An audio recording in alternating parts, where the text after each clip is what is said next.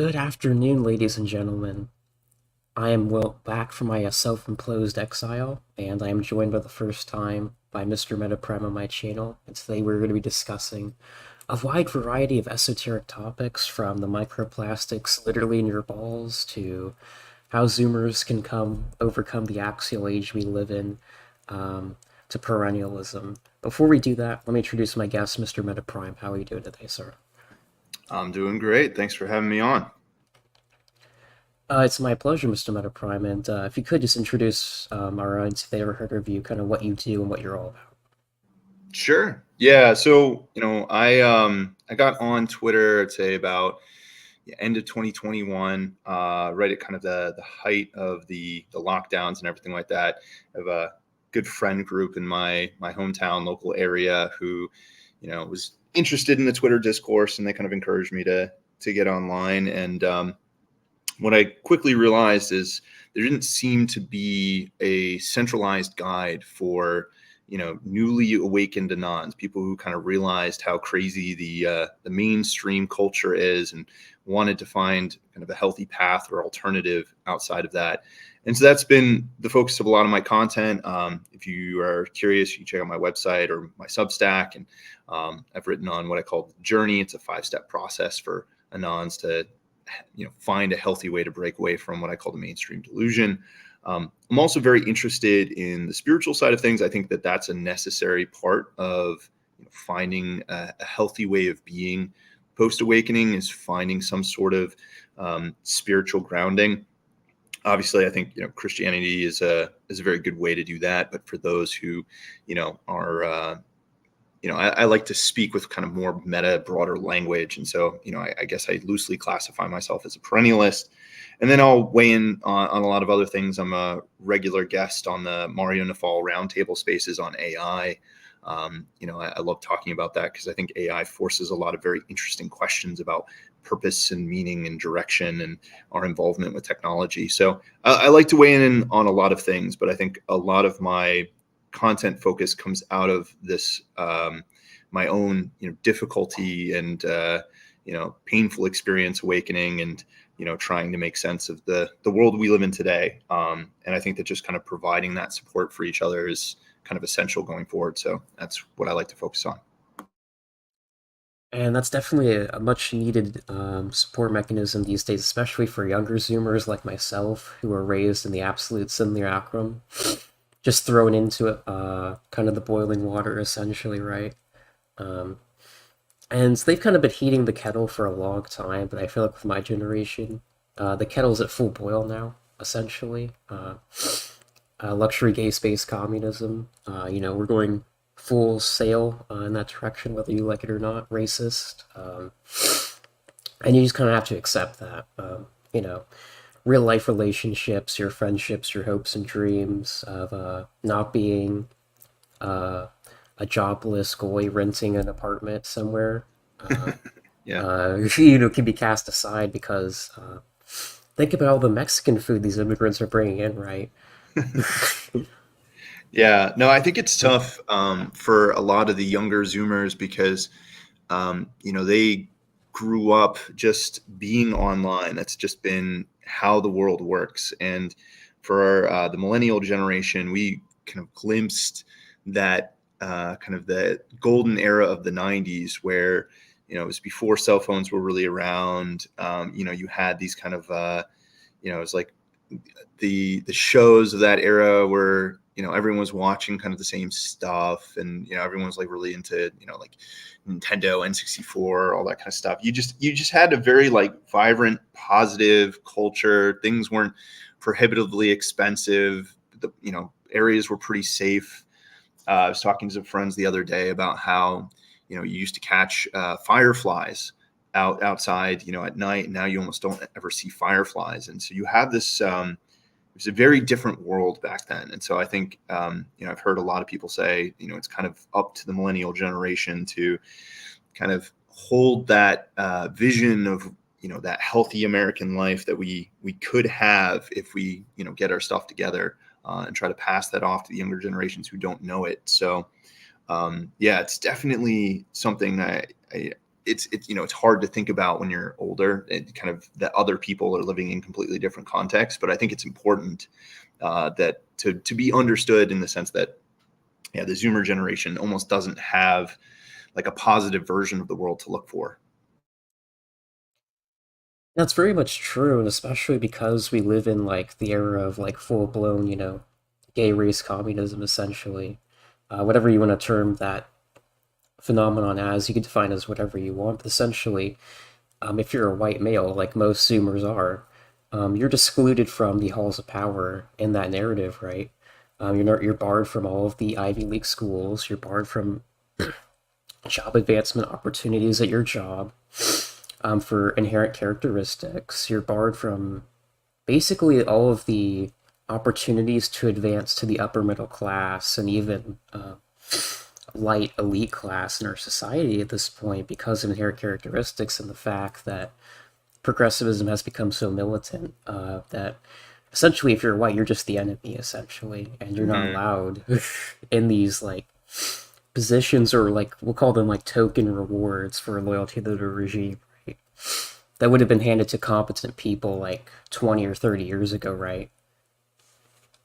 Yeah, I Mhm. mean, you can see this. I think I saw an article, it must have been earlier today, where they said something like six-figure professional salaries are harder to get now than they were in 2014. And I was talking to a friend of mine as well about this, and he said, yeah, it's probably even harder than, you know, comparable to 2008 and the economic crash then. It's just very, very difficult. And then you couple that with the fact, to your point that you're making, is that you know a lot of a lot of these companies are using like DEI guidelines. I think that the number of kind of like white straight male hires is something like 2 or 5% in the last couple of years. During the pandemic. So it's not surprising that people feel like it's very difficult to make it into the middle class. I think you're absolutely right. And it's even for millennials like me, where I've got a bunch of job experience under my belt, I've got a network. I can still kind of find jobs and do all that kind of stuff. But I think for Zoomers who are first getting in, that's really difficult, especially considering colleges don't really, the certification that you get from a college doesn't really set you up for a job like it used to. Not that it used to do a great job, but now it's almost antithetical. You're kind of wasting 4 years that you could be spending on other things. So yeah, it's definitely a tough landscape for the Zoomers. No, it very much is, and like here's the thing, like the only way if you're a straight white male, and like we all know from other people in our sphere essentially, there is no positive vision in the progressive world if you're a white man, except like if you're homosexual or you like, become a troon essentially, and that's like the only path that these like liberal white men take essentially, right? You essentially have to prostrate yourself for the regime to be given a token of respect, and even then it's like that might even be good enough for you essentially at some point in the future, right? With how fast the narrative is moving essentially towards essentially all exclusive to white people. So that's not a vision that most white men are going to accept. Nobody wants that negative vision. So essentially, if you like care about yourself or your people, your history as a Zoomer, you're kind of like, well, the regime's locked me out of advancements in the halls of power, or barred from that. So what can I do? And essentially, that's where the idea of the base draft comes in, right? So essentially, all of these like competent young white Zoomer men, and even some millennials too, because this affects all generations, but especially Zoomers and early millennials, depending on how you want to define it. Where like all these like competent young men who are college educated, who are becoming college educated, right, are trying to figure out how they can best take power at a local level and like support us and our friends and friend groups in the states we have power in, and like figuring out how we can essentially have power networks and support networks at a local level where we can bypass the progressive regime, right? And that's kind of where this idea of the base draft is very interesting to me because it's kind of like basically the premise is like it's a necessity at this point, right? Because the regime is only becoming more hostile to you by the day.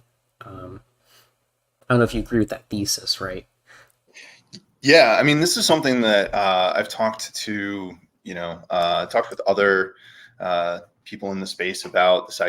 How do Zoomers, find a path to success in the modern world? And I think you've kind of hit the nail on the head here. It's networking, right? It's finding people who actually care about things being done well, and can kind of bring them in and give them the support, right? Because I think the biggest thing with all of this is that because of all these DEI initiatives and all the money that was printed during COVID and all these kinds of things, a lot of these companies got very lax, right? They got very loose with demanding actual productive capacity from the people that they employed and they worked with.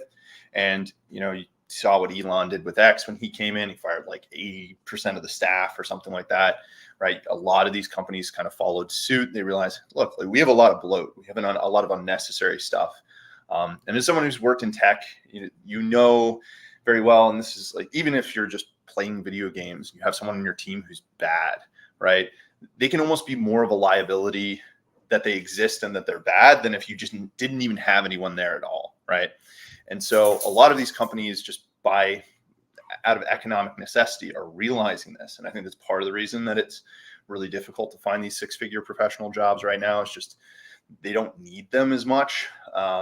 And so, how do you find your way like into that network? And you have to prove yourself to be competent. And that's a really tough order for a lot of these younger Zoomers, because again, they're competing with all of these people with job experience, right? And there are, good people in that sphere. It's not like they're all, just bad at their work. And so they don't have that experience, and they have to stay positive. They have to believe that they can do this despite all of kind of the negative, kind of nihilistic, black pilled, information that they're kind of subjected to every day. And so I think that's a really important thing. That's a thing I focus on with the whole awakening thing, is to realize there is a positive path forward. It does mean you have to work hard. You have to commit. You have to believe that, if you put in time, energy, and effort, that there will be a payout from that. But very key to that, and this is a idea I try to point out as much as I can, is it's a lot of times the finding the right path. It's not about getting very good at solving the problem in front of you. It's about making sure you're solving the right problem, right? And so in this case, if you go to college and you try hard and you learn, you do all this kind of stuff, that might not be a successful path. That traditional path might not work out for you. And so the question becomes, okay, what is the alternative? And, we've been hitting on this a few times, but it is networking. It's, reaching out to, I don't know, business owners who, are in your local area that maybe you can like apprentice at, or, talking to family and friends, or, joining community groups, and, finding your way to, people who have built businesses that are local, and trying to build those relationships. And I think that's a big thing is, the old ways don't work. We have to find a new way. We have to encourage more Zoomers to do that. We have to show that it's viable. And that's not going to be easy, but I think that, if we're just kind of letting Zoomers kind of die, die to like nihilism, right? Just kind of get immersed in that, and, or, keep banging their head against the wall through, colleges and universities that don't really care about them, that are, focusing on DEI, because college and the universities can do that a lot longer than the companies can. The companies need to be viable. The universities can kind of just keep burning their reputation and their credibility for money. So, it's about highlighting that alternative path and making it easier for Zoomers if we can. Definitely, I think that is very critical for the positive future we want as a movement. You can define that in many ways if you want. I know many people in our sphere are doing apprenticeships and like networking with business partners. For example, Ryan Turnipseed, a famous Zoomer in our sphere, was an apprentice under Radlib, actually, who I believe is a lawyer, accountant, or something. But the point still stands, right? Is that the younger man is like taking inspiration and knowledge from, the older generations, which is something that was very common in our culture even up until the 19th century, right?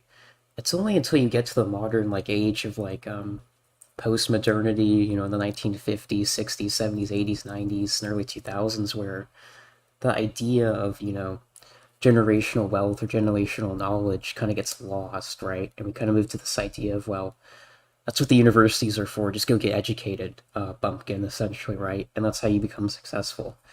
And that's what Boomer Truth is, and one of its core tenets, right? Is that you must go to college to have a successful life and career. Hmm.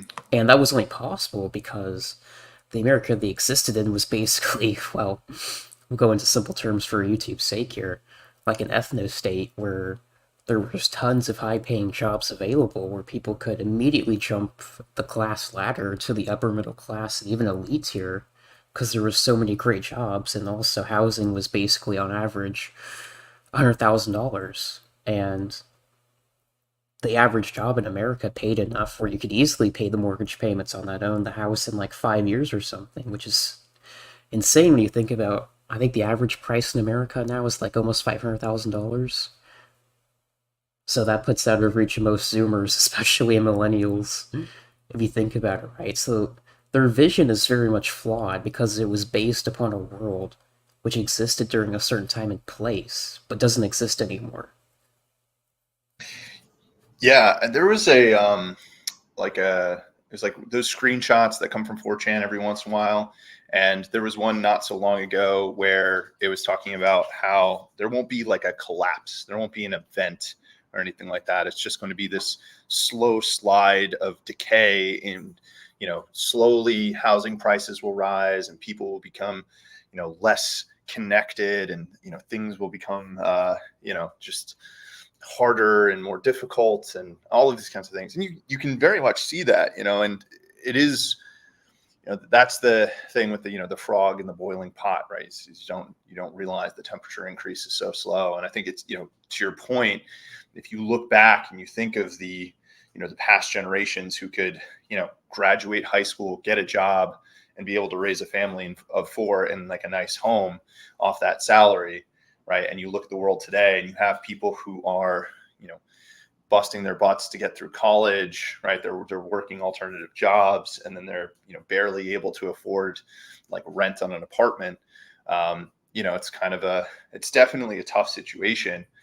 I think that being said, and this is something that I've talked to some of the older anons in the space, and they say, look, like it might be the case that we have to work really hard to try to help fix things, but we're not going to be the ones who benefit from that. It's going to be like our kids or our kids' kids, right? That things start to turn around, and that's kind of a big part of why you need this kind of like spiritual aspiration part, right? Is yes, you can point out the world's really difficult and unfair compared to like past generations, but that's the world, that's the reality, that's the game you have to play in. And it's if you get too stuck up on or hung up on this idea of like things are difficult and you kind of use that as an excuse not to engage, then that's going to be really hard to be successful. But if you say, despite how hard things are, I'm still going to find alternative paths, ways to make this work, unconventional ways, so I don't have to climb the corporate ladder, right? I think that's the kind of mindset where if you are going to get out of this, that's how it's going to happen. Definitely, I think so that like victim mentality almost of things are harder, right? Essentially, I can't get, a car for $5,000 like my boomer grandparents did. That mentality needs to die because it's like, Mm, every culture and age has its era of prosperity and highness, right? But it's kind of like, well, that's great for that generation who experiences the prosperity, but it's also like that prosperity makes you weak and decadent, right? It's like that old like Chinese saying, right? Um, the Mongol warriors who conquered China, right, go up to the palace in Beijing, modern day Beijing, in boots, and they come down in like silk slippers, right, like almost decadent and weak, right. That's essentially what happened to the boomers, right. And I'm not saying like I want to live like a poor peasant or something, in the 18th century, but it's kind of like, well, too much prosperity is actually a bad thing because it makes you weak and decadent and unable to fight like these various like pathogens which seek to destroy your culture and like, people, right? That's essentially what happened to America in the West, right? They became way too weak and decadent, and there was way too few strong men willing to stand up to fight for it. And, weak men are vessels for evil. They're very easy to manipulate, and that's what essentially allowed, the decline and like death of Western culture to where we are right now. And it's kind of like the era of excuses and like things are harder, like needs to die. Because it's like, listen, if you're just going to keep harping on that, like we're never going to get anywhere. And it's like, you have to build something here. Because the enemy wants you dead. Like, don't forget about that. Keep that in the back of your mind here. The enemy wants you dead. And they want to make your children trans. Like, that's their goal at the end of the day here. So it's like, if you want to build a positive future, you have to physically take action, no matter how hard it is, no matter how hopeless it seems. Because it's like, listen, our people have been through much worse. I mean, our ancestors went through the bubonic plague, which killed, like, I forgot the number, but like one-fourth the Europeans, right? A lot of people that didn't make it to the Black Plague, but the Europeans became stronger as a people as a result of that hardship, right? And that's sort of what we're going through. I think, you can call this Kali Yuga, the culling, whatever you want, but I think that's essentially what's happening to us. We're in the decline phase of the Great Empire in the Spanglarian cycle here. And it's kind of like we got to build the pillars for the next elite that is going to build the next civilization here. It's kind of like bitching about the great past. Like, it's fun, but it's not going to get us anywhere. Like, we kind of have to build stuff here because the enemy is relentless, if you know what I mean. Yeah, no, I agree. I mean, I think the value in looking at the past, and I think we both agree on this, is just that knowing that things could be a lot better, right? When they tell you, oh, you should own nothing and be happy and, live in the pod and eat the bugs and all this kind of stuff, knowing that, there was a time where it was very easy for people to, live a good life and not have to, think 24/7 about how they're going to provide for themselves. So, getting back to that, knowing it's possible, but, to your point, right, it's, having the drive to take on these challenges. This is something that I often like to kind of include in a lot of the conversations that I have with people is, we live in a world where it's very easy to kind of like sit in front of the TV, watch Netflix, drink the beer every night, not really do anything. And part of that is, even if you do want to help make the world a better place, the question is, how do you do it? Right. And it doesn't seem to be like there's this clear answer to that. I mean, this part of it is like the woke liberal argument is like, oh, you go out, you advocate for these things, you do that kind of stuff. And that's why, it's for them. That's why they're easy, they're able to get people to like come out and be really involved in that, because that's the transcendent meaning that they're kind of being sold. But, for people who look at all the decadence and the degeneracy and everything that's, weird and difficult, and it's hard for them to say, okay, what is the thing that I need to build that's going to be healthy and that's going to be good? And you have to invite that challenge in, right? Like, you have to go. That's why I think, foundationally, when I talk about kind of the journey, right, how people should approach that, going through that awakening process, rebuilding their framework, that third step is self-improvement, right? And that's all about eating healthy, getting enough sleep, going out, getting workouts in, going outside, enjoying nature, those kinds of things. They're so fundamental.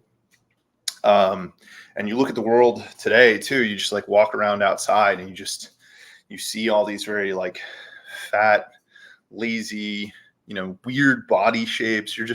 And so, I think you're already kind of setting yourself apart by taking on that challenge and being willing to do that. You're going to feel better about it, right? You're going to have that higher testosterone if you're working out, those kinds of things. So you definitely need to invite challenge in, and that's by, taking those things on. I think the other thing too, when it comes to self-improvement is, finding that career path, and then also networking. And this is something that I would be curious to kind of talk a little bit about and hear your opinion on, because I think that one of the biggest difficulties that we have in like the modern American world, at least for a lot of people who, grew up in, relatively like middle class parents, right, is that they end up going to a completely different place in the country for college. They end up going somewhere completely different for work. They never get to know the people who really live around them, or it's very superficial and kind of fleeting relationships. You don't have the same ties in with the community, right? And in my mind, I think one of the things that Zoomers can do is try to go a little out of their way to build relationships, especially in ways that are going to transcend into different generational age gaps, right? If you can go to a place where you can meet not only other Zoomers, but also millennials and boomers and all of these other generations, and kind of build real relationships, I think that would be valuable. But I don't know if you think that that is something that's kind of key to the success of the Zoomer right now. No, I think IRL interactions and social skills are very critical to you for you to succeed in life, and they kind of always have been. But that's the big Achilles heel of my generation is like essentially it depends on when you were born. So for me, I was born in 2002. So I at least have some social skills and I have memory of life before the iPhone, right? Life before social media kind of took over real life friendships, right? Because I still remember, going to meet people in my, white suburb, right? Where we go hang out for the weekend and stuff, go taking a bicycle down the street, right?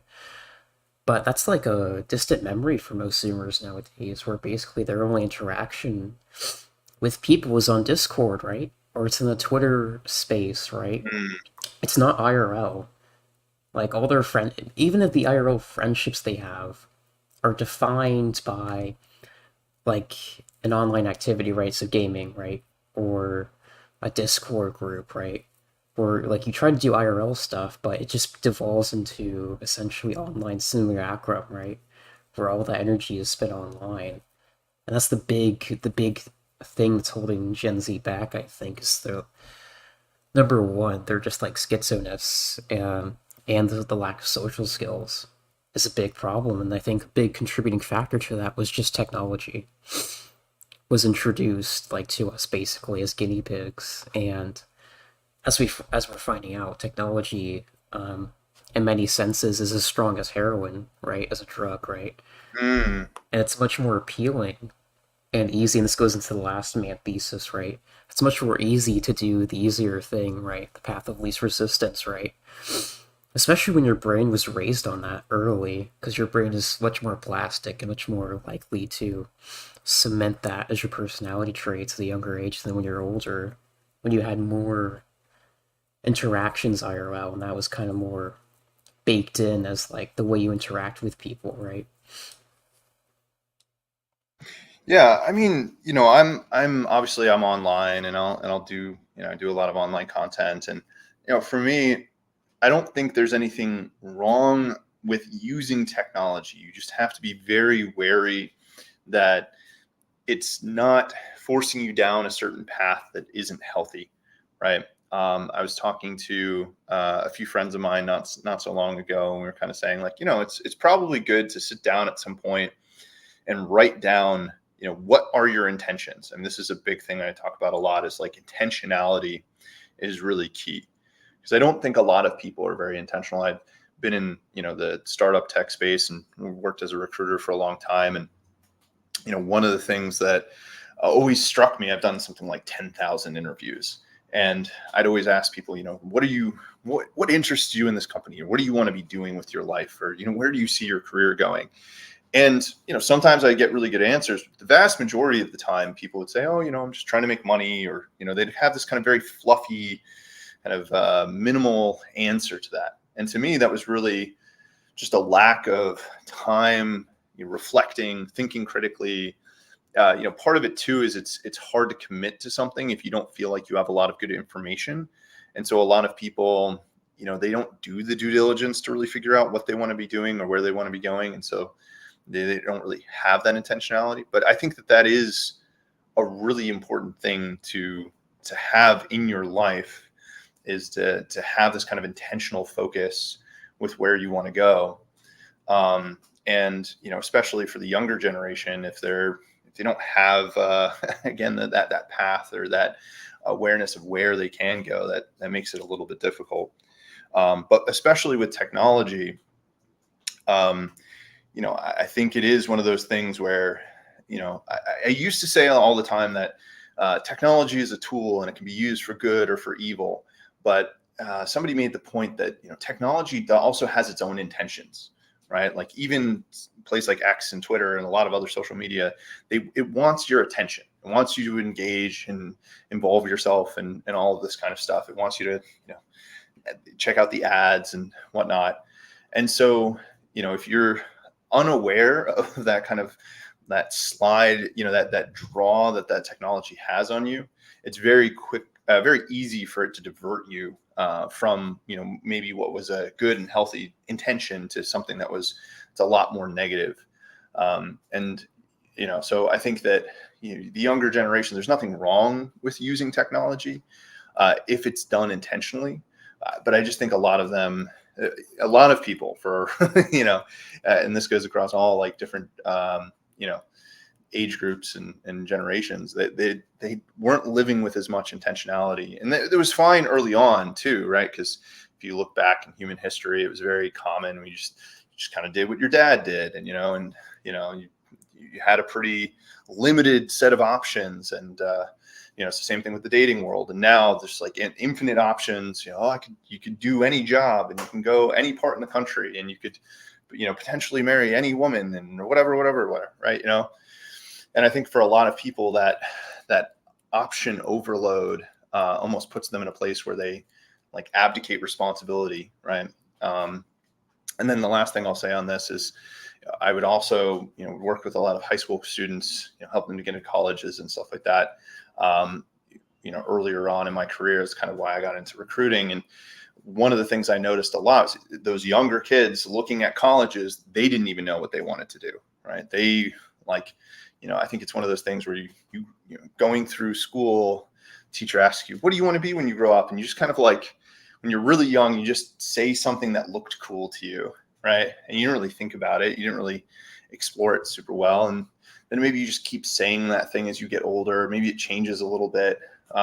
Maybe parents pressure kids, but I feel like there isn't a point in a lot of schools where they kind of sit students down and say, hey, let's reflect, let's think, what do you really want to do? And how do you want to take that?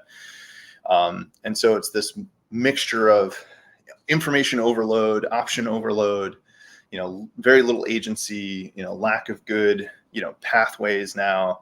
And I think, that's kind of the core of what we've been talking about is there really isn't, a very clear and easy guide for the younger generation to follow. And if you don't have that, right, it's like a lot of people saying that they want to, get into shape and have better fitness, but, they don't really know how to do it. If there was no one kind of telling you like, what is proper form or, what are good workout routines and, kind of explain those things. If you just had to figure that out on your own, maybe you could do it, but it's going to take you a lot more time. And so I think conversations like these are very valuable because, hopefully those, the Zoomer generations, they're kind of, looking for that. They kind of hear things like, go out, network, build more, relationships with people across generations, try to hone a set of skills. I think one of the things we can also talk about is the value of kind of more generalized skills as technology becomes more of a thing. But that intentionality, especially with technology, I think is really important. No, I definitely think you're right. You need to be intentional with your use of technology, right? Otherwise, it could take over your life, essentially, become your reference point for IRL stuff. Things that you need to be doing for your own personal health and sanity, IRL with people. Otherwise, it becomes an unhealthy activity, as we see with our generation, who basically lives on Discord and Twitter Spaces and whatever comes next after that point, which would be much worse and much more addictive. So you definitely need to have a healthy mindset with technology, I think, for you to succeed into the future with the positive vision that we want for people. Because if you don't, you're going to fall into the category of the last man. I think that's something we need to talk about very briefly before we segue into man-made horrors real quick. Because again, the last man phenomenon of embracing, essentially, basically absolute nihilism, and embracing just total hedonism, right? Because everything's burning anyway. and there's no place for you into the future, I'm going to embrace that, is a very self-destructive phenomenon. And that's what many people are embracing, essentially. Slow death by any variety of means. You know, some people it's food, some people it's drugs, some people it's technology. They spend all their time on that. Essentially, it's abdicating responsibility and abdicating your will, essentially, because you don't think there is a positive future, right? It's essentially giving into total despair, right? And when you give into total despair, right, all of your base passions kind of take over your life at that point. And that's why despair is actually very dangerous. That's why it was always very much warned against, because your base passions will take over you and will rule your life if you give into just absolute total despair. And that's what the last man does, right? He has essentially no will to survive, no will to retake his destiny, no will to build a better future. And he becomes part of the simulacrum, or he, self deletes himself. And that's what many normies are doing. And that's what the suicide program in Canada is, which is the most like absolute diabolical thing I've seen in a long time. But it's kind of like this is the inevitable result of last man, like kind of nihilistic worldview. Essentially, is like suicide pods, right? Yeah, I mean, yeah, the whole thing in Canada is pretty crazy. I saw it's kind of like a dark humor tweet about, it's no one's stopping you from killing yourself, but assisted suicide and these kinds of things, it's kind of like forcing other people to, kind of agree with and go along with your decision, right? It's this, I don't know, it's this weird narcissistic suicide as opposed to just, like going off. I mean, I definitely don't advocate for that in any way. I think that, people should try to find, a healthy way forward. But to your point, kind of on the last man and how giving up hope can kind of have you slide into these more kind of base instinct tendencies. I think you see this a lot, more than you should, is that there is this focus on like hedonism and like dopamine chasing, right? You have all of these, what are they called? The like dinks, like double income, no kids couples. And they're talking about how awesome their life is because they're, they get to go on these vacations, or they don't, they can wake up late and they don't have any of these responsibilities. And, part of you watches those videos and you're like, I think you're protesting a lot. You're really sounds like they're trying to convince themselves. But that's what they uphold. That's what they're saying. Oh, my life is so much better not having kids because I get to do these things like, play video games and go on vacations and, sleep in and not have responsibility.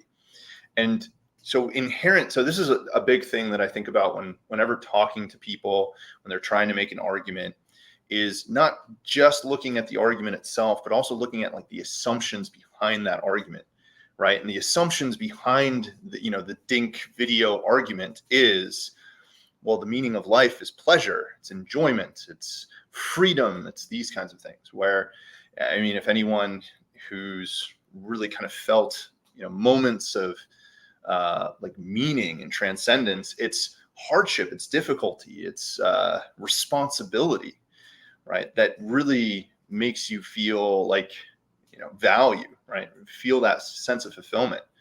And I think that you look at, like, you talk about like suiciding, not only that, but also like ending bloodlines, right? Getting people to, self-sterilize and all those kinds of things. Like having kids is such a valuable, healthy thing to aspire to, not just because you should want to, continue your bloodline, but also because, when I look at parents and, have the kids, or you just meet kids yourself, like there's something magical about young kids and their just love of life and their exploration and their curiosity, right? If you think of what is meaningful, it's, challenge things that are challenging, that you're taking on responsibility, but also creation, right? If you can create something, beautiful and, amazing and healthy and positive, that's also a good feeling. And, you could argue that raising a child is very much like, taking part in some creative experience, right, where you're helping this child, this person,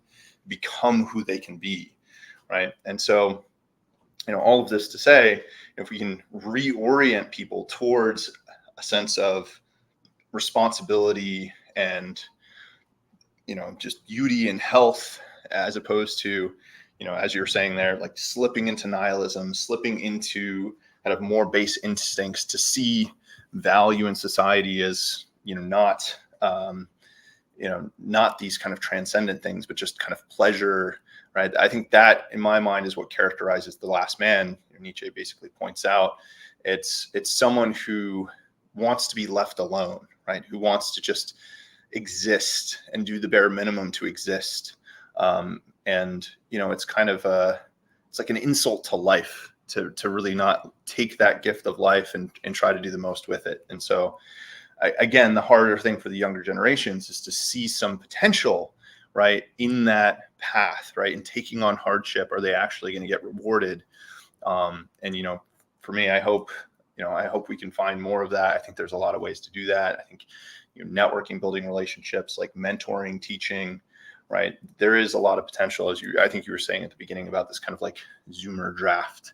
I do really like that idea. I think it is very much becoming a necessity at this point because as we see more and more as the days go by, like the regime's persecution, just open hatredness of you, especially white young people, is becoming so acute that it's kind of like, well, even if I could serve in their system, I don't want to serve, right?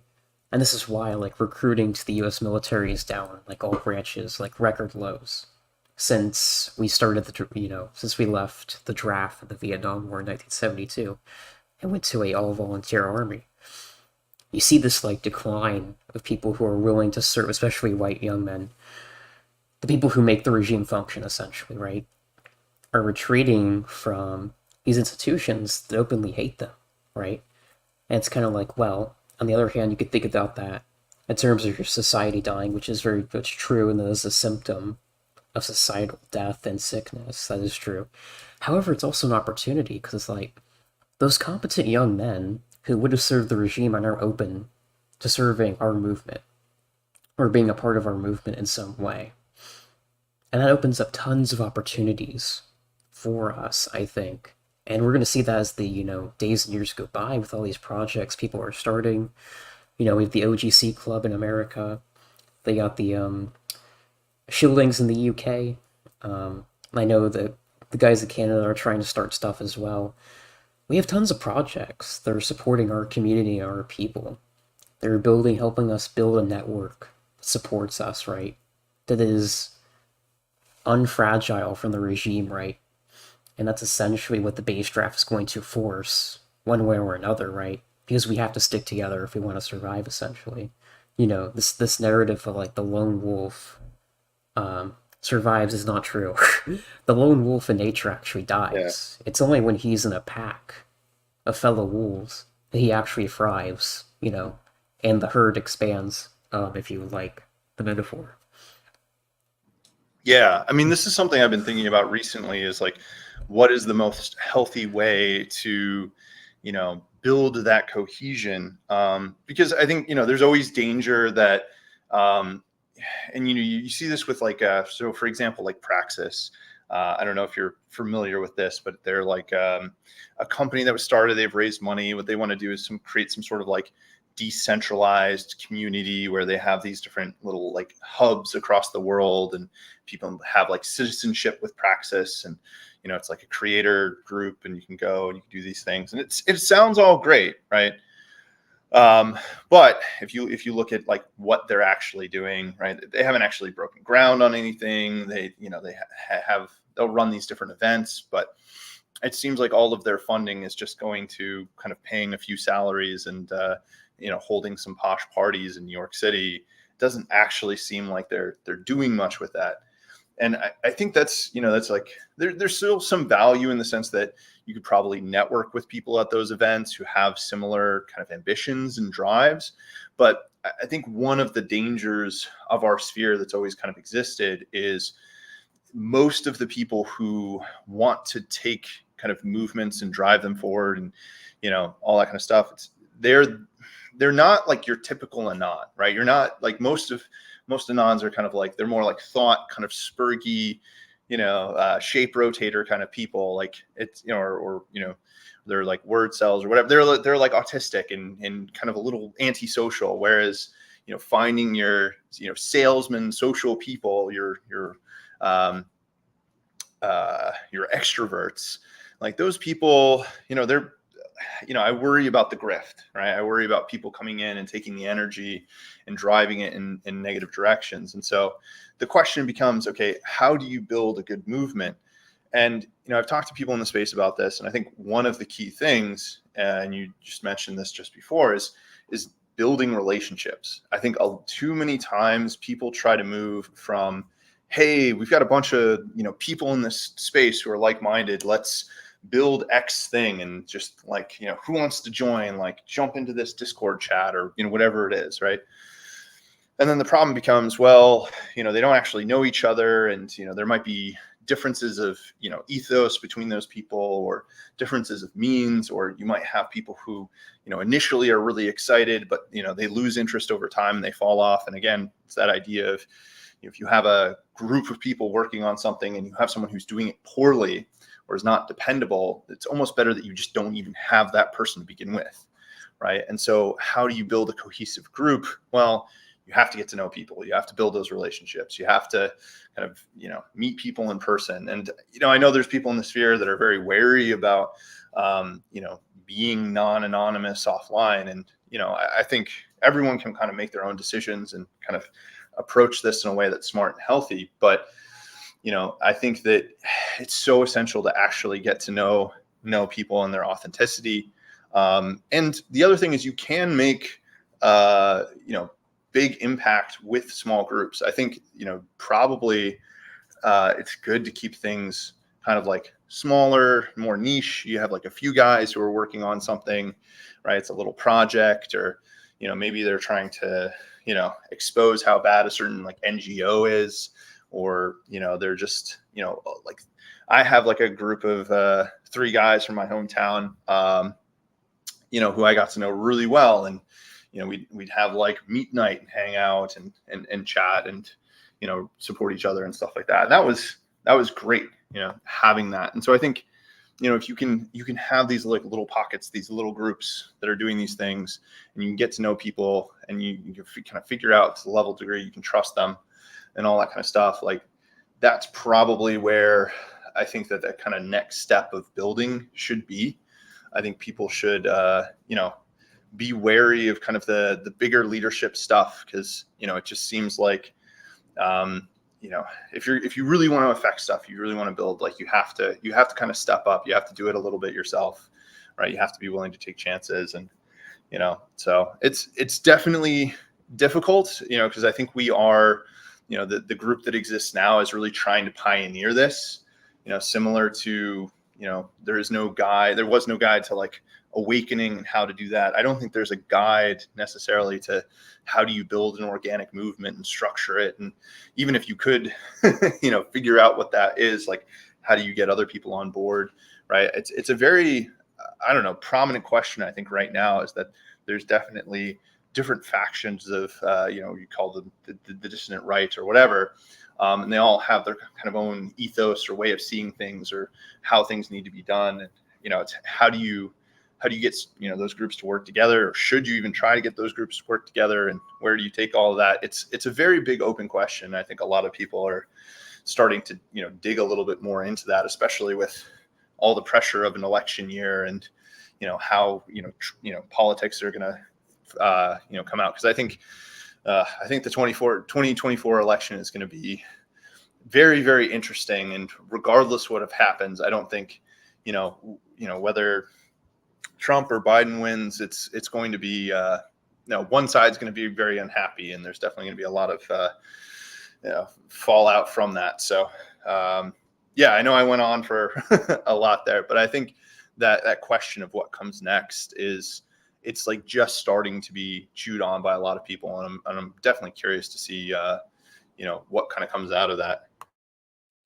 No, I'm very interested as well. I think we're seeing a lot of people kind of, especially the thought leaders in our movement, like Dave and Aaron McIntyre, kind of discussing this, like, kind of what the positive future looks like, what the vision that kind of unites us all looks like. And then it's not perfect, we're not there yet, but we have a good idea of what the positive future looks like.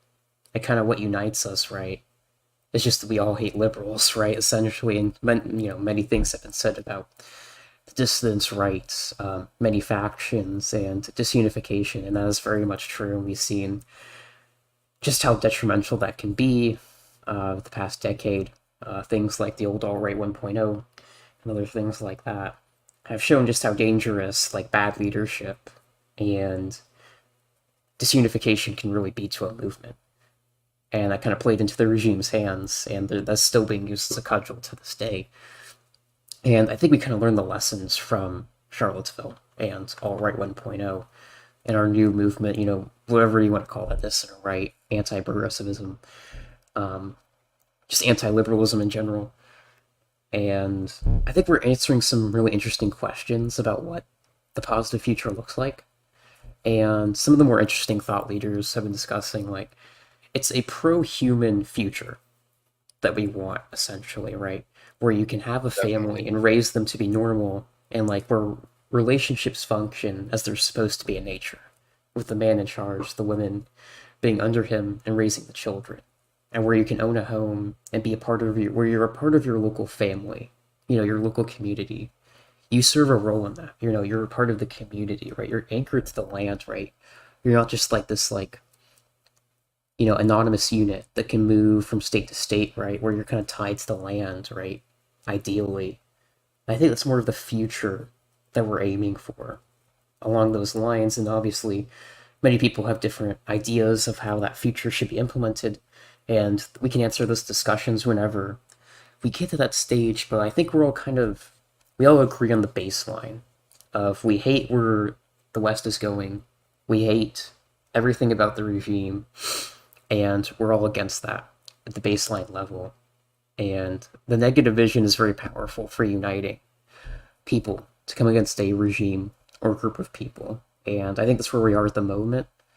And there's many questions to be answered on that front. I don't have all the answers, but I'm seeing some positive movement in that direction, which I haven't been seeing in a long time on discern right. Hmm.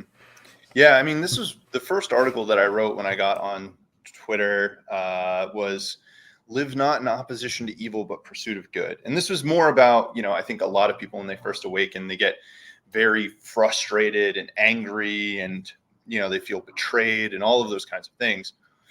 And I think those are very justified and fair, things to feel, but also at the same time, I think it's important to realize that just kind of like, again, spiraling down that negative nihilistic hole really isn't going to help you. And so you have to find a path towards healthy ideals. And to some degree, you make a good point. Like, we're in opposition to the degeneracy of the left, right? This kind of like weird subversion of natural truth and, humanism.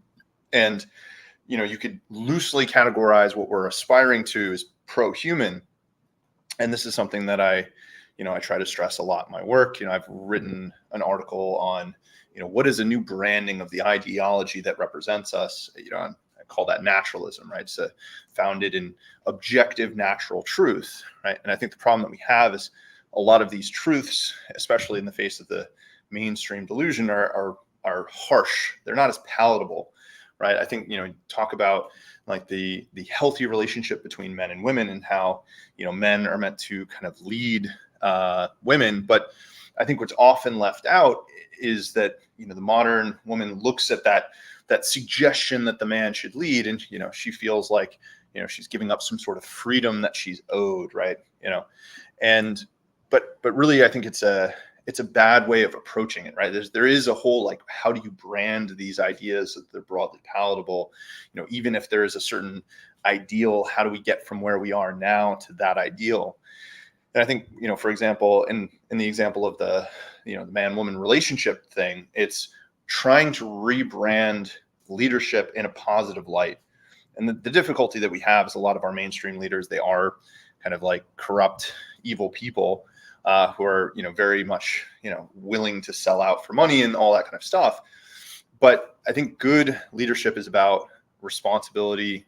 It's about kind of taking on, like for husbands, taking on the responsibilities of providership for the family, of protecting them, right?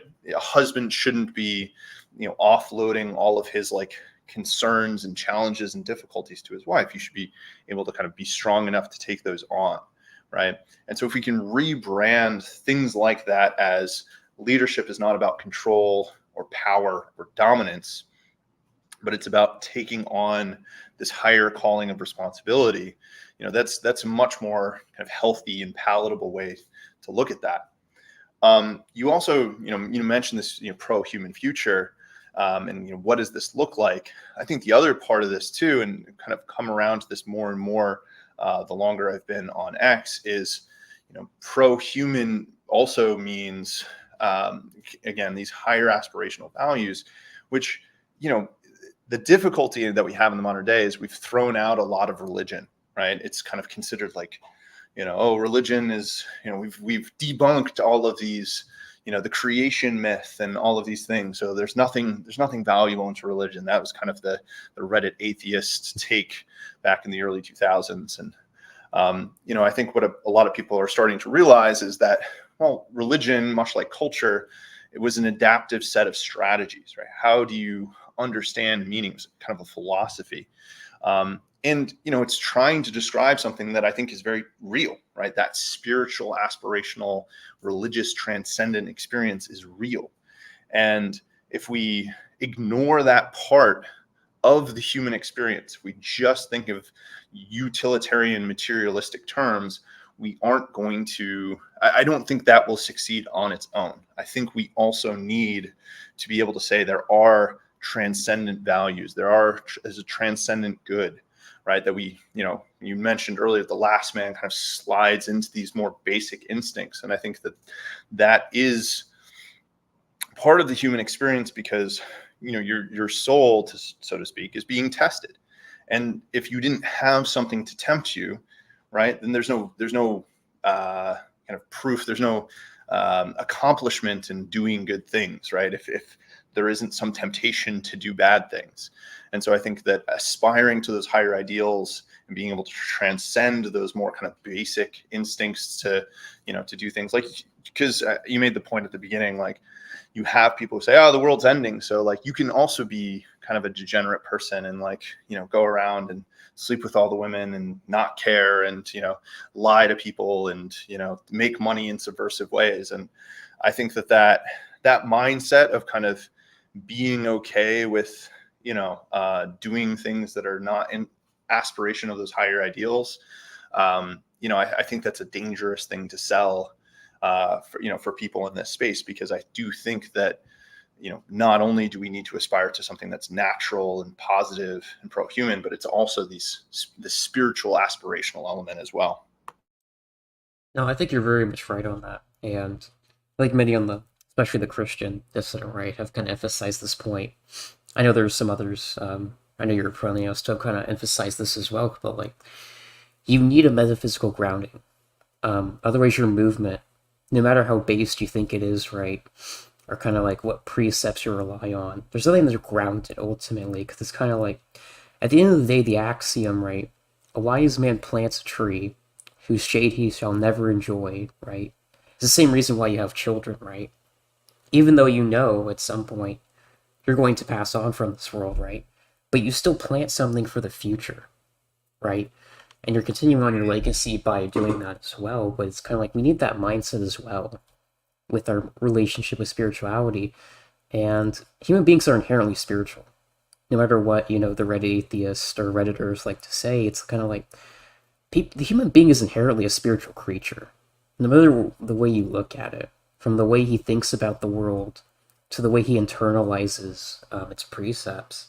And kind of what you're seeing is not that people have abandoned spirituality, it's just that they've embraced consumerism to become the spirituality of our age. And that's where things like, Marvel movie consumerism, video game consumerism, and a bunch of these leftist like streamers, right, embracing communism as a religion.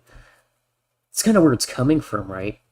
They are religious. I don't think there's very many atheist people actually in the world. There's very few people actually out there who think like that. That's just not how human beings think. Human beings are inherently spiritual, and that needs to be grounded in something that's true and something you can actually believe in, right? Because, like Dave likes to say, this is a war of belief. And that's what we're fighting against. We're fighting against their religion and their beliefs, which seek to dictate how the future and our children will be governed and ruled, essentially. And that's kind of the struggle we're in. That's the deep, you know, metaphysics behind it, of where we're at right now. Yeah, I mean, I think it's something I haven't given a lot of thought to. What are the kind of the characteristics of the religion of like the woke left?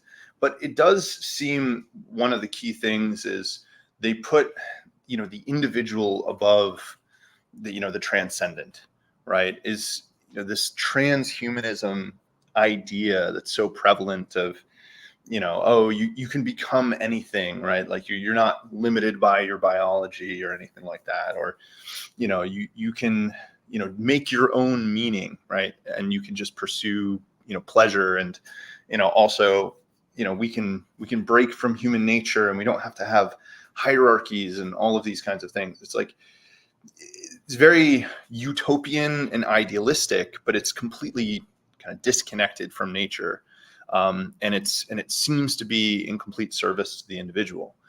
And I think you'd made this mention before, right? It's like, what does a healthy society look like that we can ideally build in the future? I do think it is, being more connected in with the community, being part of living in a place for a long time, right? Having some connection to the land, and but also I think that is this connection with the divine, right? Connection with God, right? This appreciation for life, right? You mentioned as well this idea of if we're going to build a better world for the generations to come that we may not see, right? How can we stay motivated? How can we stay aspirational? Well, to me, the way I've always kind of come to explain this, I like to explain this is, you can think of your life as, you're like a soul, right? Living a life, a spiritual, spiritual being experiencing a material experience. And, it's kind of like playing a D&D game, right? Where the purpose of playing a D&D game is not so your character becomes the king with all the money and all the women and all this kind of stuff, right? It's creating a good story, an interesting story, an exciting story where the characters make decisions that are admirable. Ideally, I mean, sometimes you play kind of subversive characters or whatever, but assuming you want to be the good guys in this story, right? Like, how do you make that interesting and exciting? And like, it's not. And this is kind of why, there's people who say, oh, the universe is so big. And like, how could you ever possibly think that you're significant or what you do matters? And it's like, well, no, it's all about, the story that you're creating, right? Even though the universe is big, even though there's so much else, right? Doesn't it say so much for you to, live your life in a good way and use the most, do the most with what you have? And I think part of that, in order to kind of get to that, you have to have that sense of God, right? You have to have that sense of creation, of divinity, of appreciation and gratitude for life. And that's kind of what I've been trying to do with that, the perennialism, the meta spirituality, is for people who maybe are a little turned off by Christian dogma, right? To explain that there still is this transcendent thing, right? That they still should consider the spiritual element of the life that they're living, right? And try to explain that in ways that, are branded in a way that are palatable. And again, I think you can look a lot to the Christian ethos, and there's just so much good stuff there if you interpret it correctly. That that's what we need to revivify, right? Give people a passion, because to your point, if they don't have that, they're going to look for that spiritual somewhere else, and kind of that woke the woke spirituality is appealing in that it does give you that freedom to explore your more base instincts, and so it very much appeals to the last man. And I think that's what you see throughout a lot of those ranks. No, exactly. It's kind of like the metaphor of entropy for how we describe the left as a force in society, right? Where the right is essentially trying to push a boulder uphill, and the left just has to gently push on the boulder. And the reason it's easier is because gravity is helping to push the boulder downhill. Mm, And that doesn't mean you don't stop to push the boulder uphill. It just means it's harder. And like pushing the boulder uphill is what produces actually good societies. It's kind of like when we look to, medieval Europe, right? The golden age of European monarchies in the 18th and 17th century, these empires, right? Kind of what built these societies, right? And when you kind of like look at them at the macro and spiritual level, it's kind of like they were deeply spiritually Christian societies, deeply communal as well, and deeply had the sense of ethnos as a people. And we could talk about that if you want. But they all had these three common things, right? And you see in those societies, they built these wonderful pieces of architecture, right? The centers of Europe, right? In these capital cities like Vienna, Berlin, Paris, Warsaw, Budapest, Rome, all of these things, right? And when you look at societies that don't embrace those three kind of fundamental pillars of a healthy society, you get what we call in America gay architecture, gay Stalinistic architecture. yeah. And that's what kind of thrives in the society that has Marvel movie religion, essentially. And you can just see that everywhere in the society itself when you look at people, right? I mean, when you just look at how peasants used to dress in Europe, even in the 19th century.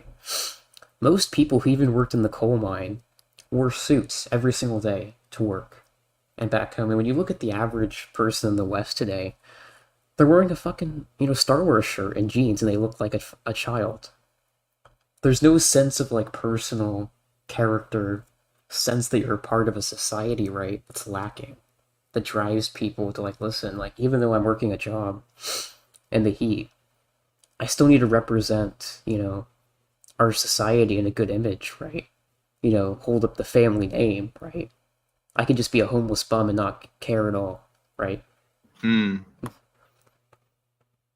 Yeah, and I think that goes back to what I was saying earlier about, this is an age where it's very easy to just go along with other things, right? To go along with the herd morality, to be okay with sitting at home and watching Netflix and drinking and and just giving into those more base instincts. You have to invite in challenge and difficulty. You have to be willing to, I don't know, sign up for some sort of like MMA class, or go out to your local, I don't know, some sort of like local country club and start meeting people, or whatever it is. But getting out of the house, networking, building relationships, it can be really tough because, hey, it's not easy to live, and so paying the bills.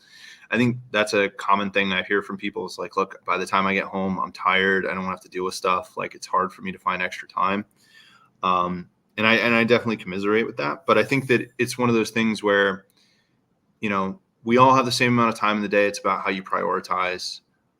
You also have to be able to look at the long-term benefits of doing these things. I mean, that's one of the common conversations around, like, what was it?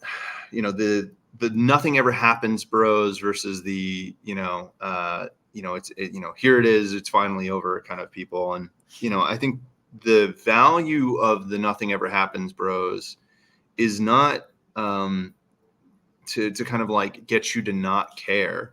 It's to get you to not worry so much that the world's going to explode, tomorrow or in a month or whatever it is, right? To get you to feel like you can invest in something that will take time to pay off, right? Which is things like networking in local communities, or studying to learn some sort of trade skill or whatever it is, right? I think you do need to have that mindset that you can, over time invest in something and have it pay off. And so, this is something that, uh, it's difficult to keep people kind of oriented in the right direction, encouraged, and all of these things. But I think it's so necessary to be willing to do that. If we are going to be successful, you have to have that kind of that faith and that ability to see it through. And I do think, again, that comes down to kind of like a faith in the spiritual, that that you can take on these hardships, that you can put yourself out there, you can take risks, and ultimately, it'll be worth it. The last thing I'll kind of end with on this point is, um, in the Hermetics tradition, you find a lot of people who are of the martial class. And one of the reasons you might say that this is the case is because if you're like of a warrior type, you've probably confronted with and comes to terms with the idea that you're going to die, right? And if you're not afraid of death, if you've kind of accepted death, that puts you in a headspace where you can take those risks, right? You can do the things that you think are right and are transcendent for a transcendent reason. Now, I'm not saying this in the sense that, I've had lots of conversations with people about, I work at a company, and, the HR, department is very woke, and I want to stand up, but I also don't want to lose my job. I'm not encouraging people to like self-immolate in the sake of, just counter signaling the HR department and then getting themselves fired. I don't think that's like long run valuable. But I think that if you are willing to stand up for what you believe, you have faith that, God will kind of see that intention, and that, you can survive the hardship that will come by kind of taking on this challenge. I think many more people will be willing to do it. And you're much more likely to succeed, right? It's one of the ways I explain this is if you're like rock climbing and you have to make a difficult move, call a dyno or a dynamic move. So usually when you kind of like jump and you're lunging for like a hold, right? And you watch a lot of people in the climbing gym, and if they have like a move like this on a climb, it's the people who just fully commit themselves to that, knowing that they could, fall, and, in the climbing gym you have ropes, so it's not as big a risk, but knowing that you could fall. Whereas you definitely see the people who are kind of like hedging, right? Who are like throwing themselves at the move, but also still like kind of holding on to the rope, expecting to fall, and then, need to be caught in the harness, right? Those are the people that fail. And so I think similarly here, if we are to find success, it needs to be this kind of commitment, without fear of death, without fear of, kind of the materialistic backlash that could happen, right? Being willing to make kind of the smart decisions, and the aspirational decisions, because I think that's, if you're going to achieve great things, you can't do so with hesitation or with fear. You have to do so with conviction. Exactly, and it's the grounding in spirituality. Me personally, I'm a Christian. I know you're a Pronios, but like that sense of like, the eternal and God Himself, like it makes the fear of death mute. You realize that there's a place for Mm-hmm. you in the grand space of time, and death is not the end. You're not insignificant, right? You're playing a greater part in, to use a cute boomer term, the plan, right? Uh, However you would like to define that. And that knowledge and like understanding of the eternal and like greater significance that you play a role in, even if it's a small role, very much like inspires you and gives you the confidence to take on, and very much the courage you need to do the difficult things in life, you know. And these are the things that spurred on the people who settled the West, right? Who climbed the Rocky Mountain Range in the middle of the winter, right? To get to the West Coast, right? The Oregon Trail, the pioneers, right? The people who settled Jamestown and like didn't know how to farm, and like most of them starved to death. But it was that like understanding of the deeper spiritual significance and like kind of long-term understanding that let them survive and thrive, and ultimately they created the country of America. And you could say there's plenty of good things and bad things that did. But those people didn't have that spiritual grounding. Do you think they would have stuck out the long winter in Jamestown? I don't think so. And that's kind of the thing that's gonna get us through this like Kali Yuga that we're in right now. Yeah, no, and I think you're absolutely right. Like you need to have that that faith in the transcendent. It's funny. I've had a few conversations recently with like Christians about this, and try to explain the whole perennialist thing. And I tell them like, look, I believe that everything you believe in is true, right? I believe in God and Christ, and it's just I kind of like believe in them in the sense that I don't think they're you know it's just limited to exactly that one interpretation in the sense that it's like a word doesn't fully encapsulate a feeling. Like no matter how much, like if you've never I don't know, loved someone or something like that, right? If you were like a really young person or something like that, and you hadn't had like a romantic interest before, people could tell you what romance is, but you wouldn't really know what it is, right? Or if you hadn't like tasted a taste before, people say, oh, a lemon is sour, but you can't recreate that in your head until you've actually tasted a lemon. And so, for me, I think that that's kind of how I see God and the divine. It's just, especially God, of all things that are complex and without scope, like God is certainly that much, is that case. And so, it's like the Christian vision of what God is true, right? It's just a certain set of like language and framework and encapsulation of these ideas. And so I don't know. Like even with that explanation, it seems almost antithetical to Christianity, and that's kind of not what I'm trying to get at here. Is I'm basically I think of Christians as like very healthily oriented and good grounding, especially when when Christianity is interpreted correctly. But I think a lot of Christians look at me and they say, "Oh, perennialist, like you're antithetical to Christianity." I'm like, I'm kind of on your side. I'm just trying to see it in a slightly different way. So I don't know. I was kind of curious, considering your background, if that makes sense to you, or if, I don't know if this is even a topic that you want to get into and kind of go off into the weeds a little bit on. But yeah, kind of curious your thoughts. I think from my perspective, it does make sense, though I might not agree with perennialism. Um, with the deeper like doctrinal issues, I do appreciate that you're actually striving for something genuine.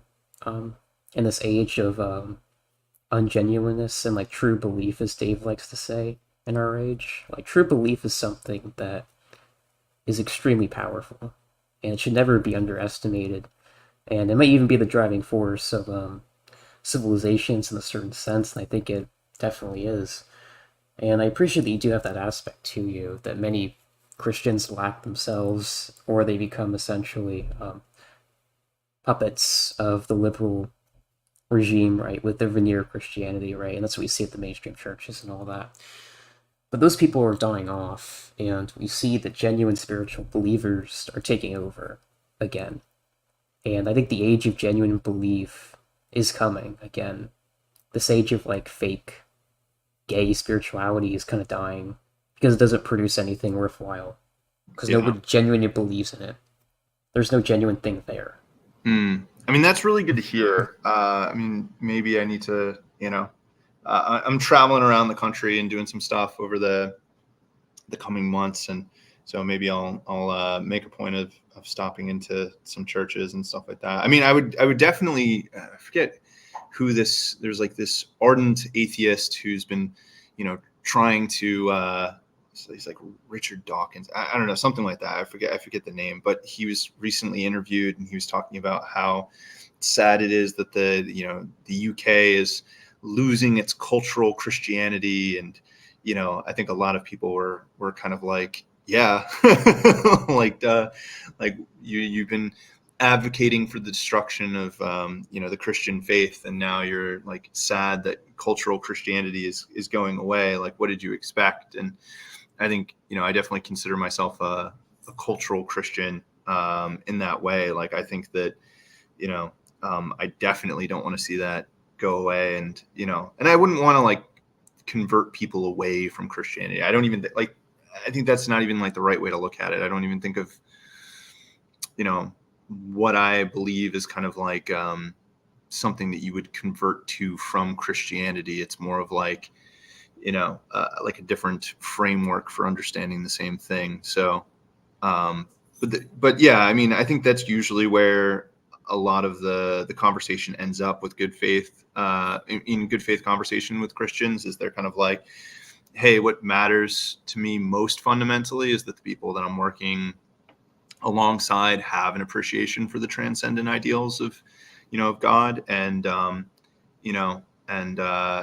it's like, we already have so many enemies too, that, that's a big point of mine, is like, just to some degree, I think the pagan bros and the Christian bros like could get along a little bit more, as long as they're in unification on, pushing it back against a lot of this unnatural, hedonistic stuff, that is largely the same team.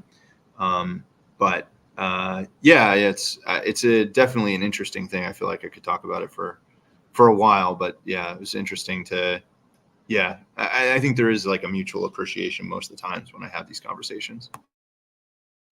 Definitely, and I think that we're going to have to work something out, because again, the factionalism is going to have to stop if we're going to actually become a serious force. And I think I see the serious people in the room taking charge, the endless division kind of being sidelined, essentially, for people who actually want to build something. But with that being said, we're getting to the 120-hour mark, and I think I'm going to end the stream pretty soon. That being said, I really enjoyed your content, Mr.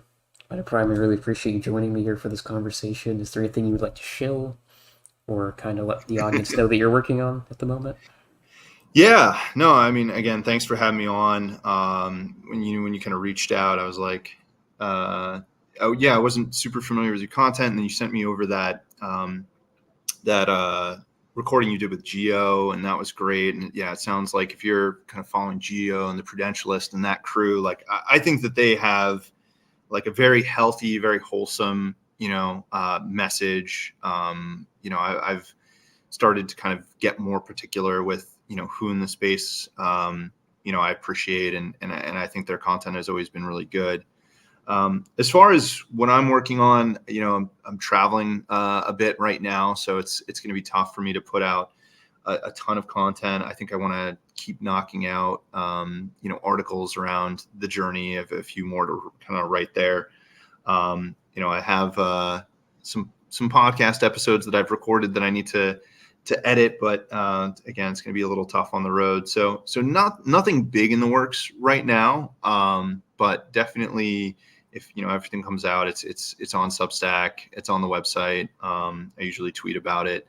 So if you can follow me on Twitter, metaprime001, or and from there, you can find all my other stuff. But like I said, I really appreciate you having me on, and it's great to see kind of more people having a desire to kind of get involved, have this conversation, drive it in a healthy direction. I feel like a lot of the topics that we touched today, like that's such a big focus for me, is like practical content, realistic conversations, and yeah, it was a pleasure. Definitely, I enjoyed having you on. I think many of the stuff we talked about is stuff people can actually understand and like apply in their real lives to see genuine improvement. But with that being said, I appreciate everyone who's joined me for this live stream, and if you enjoy my content, please like and subscribe. It's always appreciated, and I have a bunch of excellent stuff coming up. So please stay tuned, as the journey has just started, my friend, and it's only going to get better from here. Have a good rest of your afternoon.